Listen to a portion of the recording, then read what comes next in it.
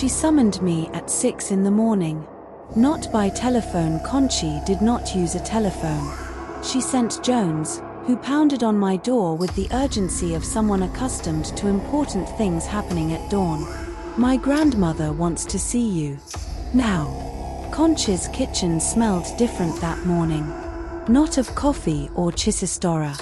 It smelled of something herbal, vegetal, ancient, a blend of wild rosemary and wet earth I recognized as the scent of beroscobero.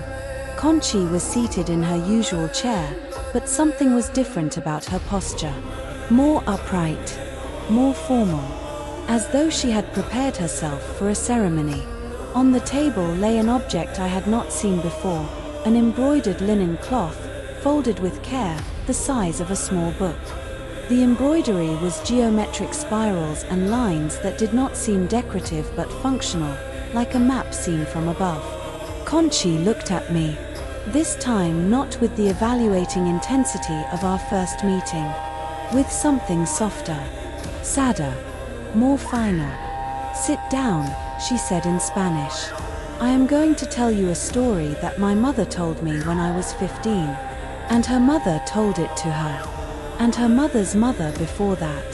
As far back as memory reaches, this story has always been told in this kitchen, from mother to daughter, on the night of the first winter after the daughter turns 15. Why are you telling it to me? I'm not your daughter." Kontxi unwrapped the linen cloth. Inside was a miniature, an oil portrait the size of a hand, painted on wood, its colors faded by time but still legible. The portrait of a young woman. Dark hair gathered back, black eyes, a strong jaw, a mouth with an expression that hovered between determination and sorrow. She looked at me. She looked at the portrait. At me. At the portrait. "Tell me you don't see what I see," she said. I saw it. The eyes were mine. The jaw was mine. The mouth was mine. The woman in the portrait could have been my reflection in a mirror that distorted the clothing and hairstyle but left the face intact. Who is she? Maria de Ximildegui, burned in Logrono on the 7th of November, 1610. She was 27. She was the best of us. Kontxi drew a breath, and she began to tell. What Kontxi told me is in no book.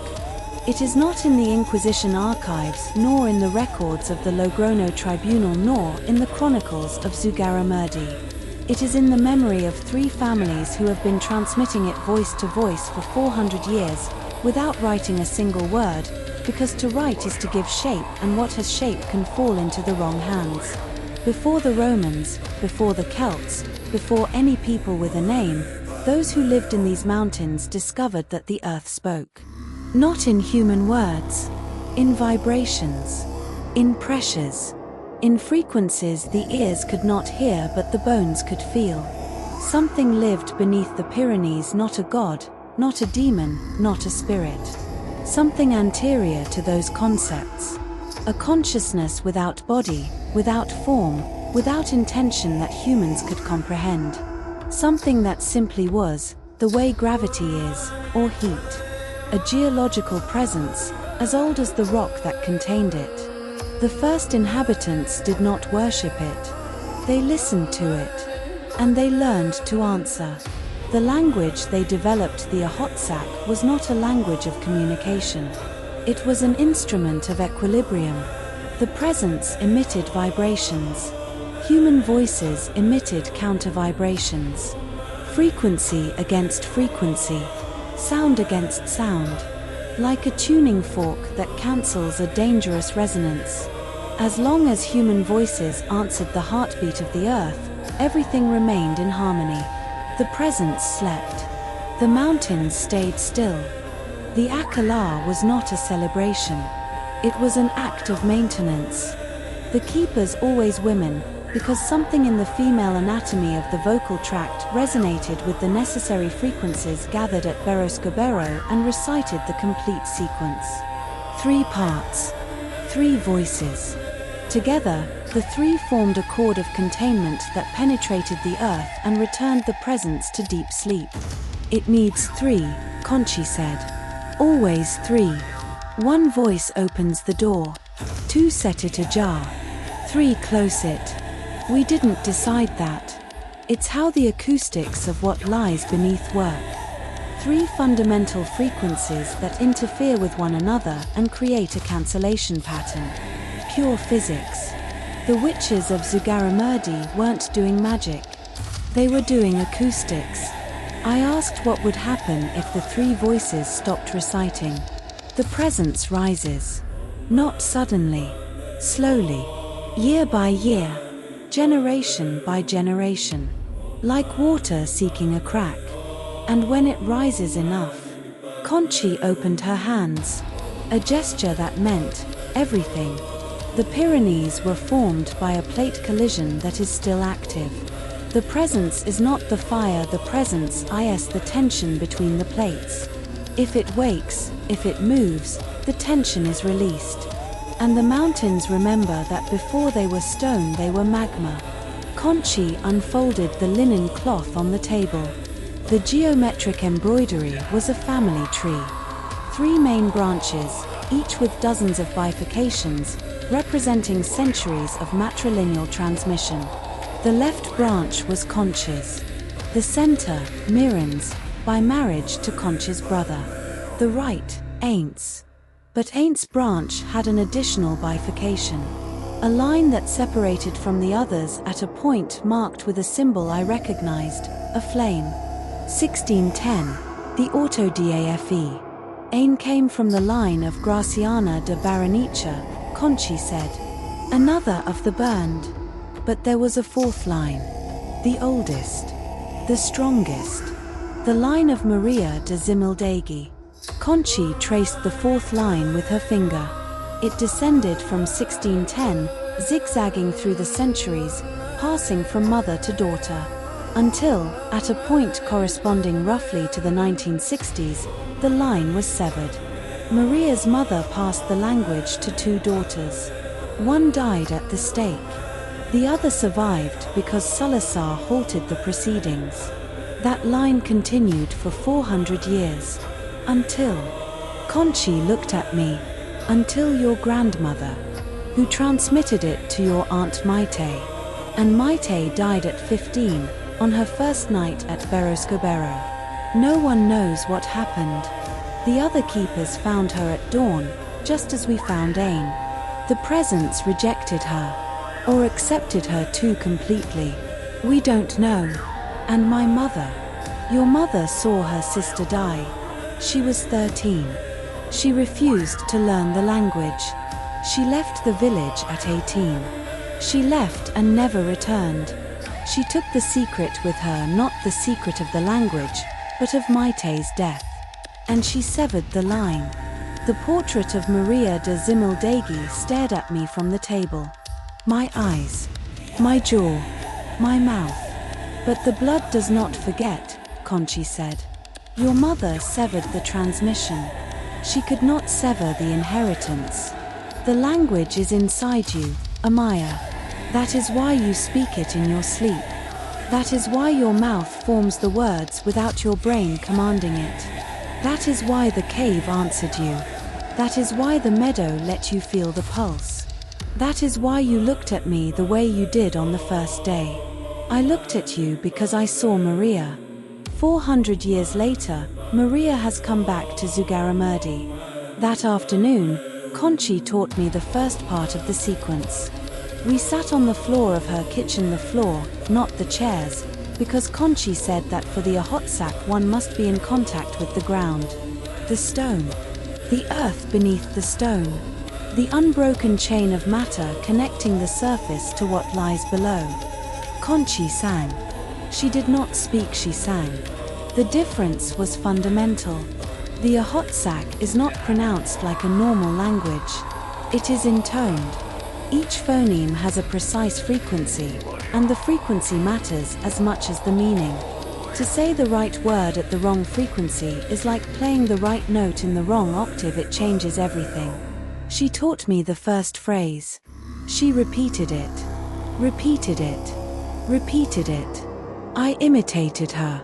And here something happened that frightened me more than any nocturnal murmur. I pronounced it perfectly on the second repetition. Not the 10th, not the 100th, the second. My throat found the frequency the way one finds a light switch in the dark by feel, but with a muscular certainty that came not from practice but from something deeper. My vocal cords adjusted on their own. My diaphragm calibrated the exact pressure.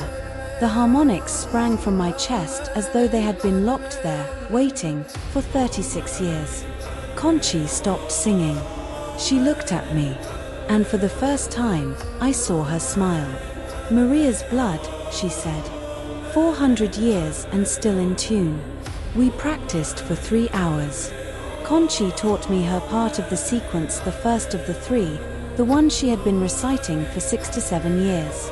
The words entered me like water into dry earth, without resistance, without effort, filling spaces I had not known were empty.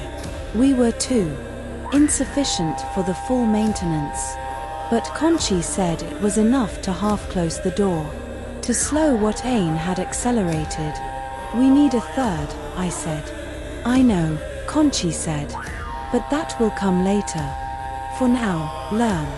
Learn quickly, because what is below is not going to wait." Miren came to the farmhouse at dusk.